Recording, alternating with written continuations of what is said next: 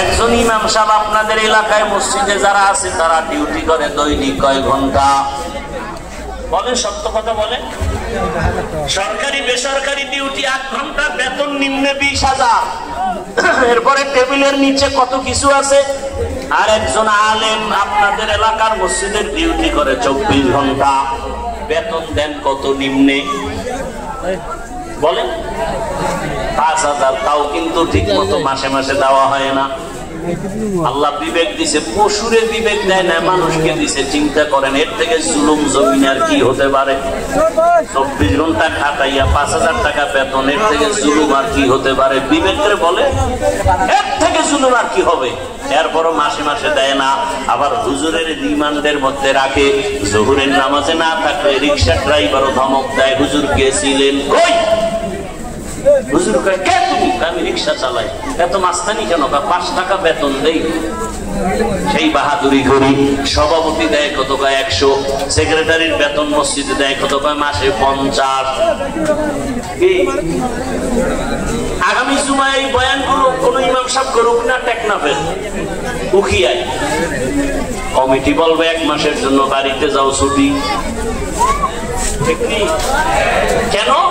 শিয়ালের হাতে মুরগি রাখলে যা হবে, মাদ্রাসা মসজিদ আর ধর্মের চাবি সুদখোর ঘুষখোর বেনামাজির হাতে রাখলে তো তাই হবে। আল্লাহ হেদায়েত দান করেন।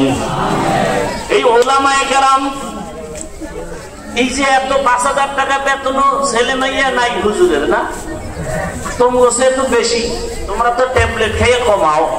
হুজুর তো ট্যাবলেট খায় না, এরপরও কিন্তু গালি দেয় হুজুর। জুমায় কইছে বেতন কম কেন, বাড়াবি নাইলে আসর থেকে সূরা উল্টা হবে। কোন হুজুর বলছে? বরং মোনাজাতটা দিলেই দোয়া করে, আল্লাহ এলাকায় শান্তি দাও, ব্যবসায়ীদের ব্যবসায় বরকত দাও, চাকরিজীবীদের বরকত দাও, কবরওয়ালাদের শান্তি দাও। ঠিক নেই? এরপরও একদল বেয়াদব খালি কইব হুজুর খারাপ, হুজুর খারাপ। আমি বলি তোর রক্ত খারাপ, তোর রক্ত খারাপ, তোর রক্ত খারাপ, তোর 14 গোষ্ঠী খারাপ, তোর 14 গোষ্ঠী খারাপ, তোর 14 গোষ্ঠী খারাপ। আল্লাহর লানত এদের উপরে, ফেরেশতাদের লানত এদের উপরে। এই জন্যই তো আমি বলি, বহু আগের থেকে বলি, আলেমদের বিরুদ্ধে যারা ওপেন বলে আর লেখে, ওরা মা বাবার অভিশপ্ত সন্তান। আল্লাহ হেদায়েত দান করুন। আমি শুরুতেই বলছি, কিয়ামত পর্যন্ত আর রাসূল আসবেন না, সাহাবায়ে কেরাম আসবেন না। এই জাতিকে জান্নাতের পথ, দুনিয়ার শান্তির পথ কারা দেখাবে? সে আলেম নিয়ে ষড়যন্ত্র কেন? বলবেন অন্যায় করছে, ছেড়ে দেন, আল্লাহ নাই, আল্লাহর উপরে ছেড়ে দেন। আপনারা তো চুলখানির দরকারটা কি? আপনি খালি তাকায় তাকায় দেখবেন কত ধানে কত চাল।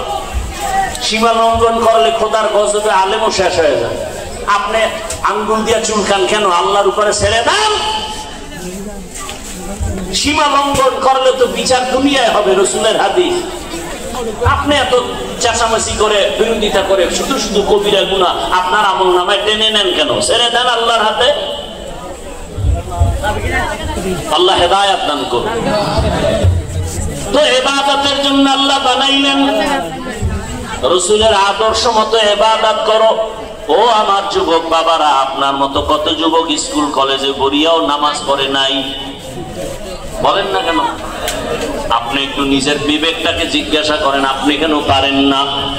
আপনার মতো যুবক তাকায় দেখেন, র্যাব, আর্মি, পুলিশ, বিডিআর এর চাকরি করে, নামাজি, ব্যবসা করে, নামাজ পড়ে, আপনি পারেন না কেন? নদীর মধ্যে মাছ ধরে, নামাজ পড়ে, কৃষি কাজ করে, নামাজ পড়ে, জেনারেল লাইনের বহু যুবক রাস্তায় গাড়ি চালায়, নামাজ পড়ে নাই? তাহলে আপনাকে এত বয়ান দেওয়ার পরেও কেন নামাজ পড়তে চান না?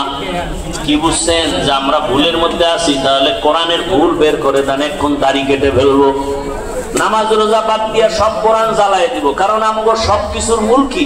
কোরআন। আল্লাহ আছে দলিল কোরআন, কিয়ামত আছে দলিল কোরআন, আখিরাত আছে দলিল কোরআন, জান্নাত জাহান্নাম আছে দলিল কোরআন। সেই কোরআনে ভেজাল থাকলে সব ভেজাল।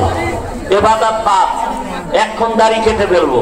কিন্তু ১৫০০ বছর পর্যন্ত বড় বড় পণ্ডিতরাও পারে নাই ভুল বের করতে। ফাইনাল কথা, আল্লাহর কোরআন সত্য, কোরআনে যত বয়ান আছে তাও সত্য। ইন্নাল আবরারা লাফি নাঈম ওয়া ইন্নাল ফুজ্জারা লাফি জাহিম। নেক আমলওয়ালারা জান্নাতের প্রতীকটাও সত্য, গুনাহ যারা করবে তারা জাহান্নামের প্রতীকটাও সত্য। জান্নাতটা কেমন আরামের ঘর, জান্নাতিন তাজরি মিন তাহতিহাল আনহার।